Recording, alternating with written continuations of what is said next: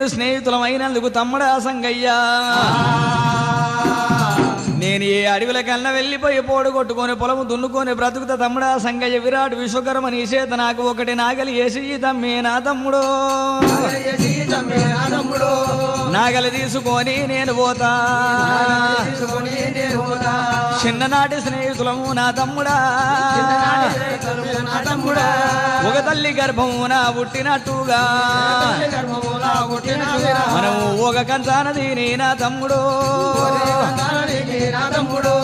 ఒక గురువు చేతి కింద విద్యాలు నేర్స్తువి అయ్యా నా మాట వినురా నా తమ్ముడా ఆ మాట వినడి వరకల్లా వండవాడు సంగయ్య గుండెలకు పిల్లు అన్నయ్య మా అన్న మల్లన్నయ్య పోతానంట ఊరుకోవడనుకోని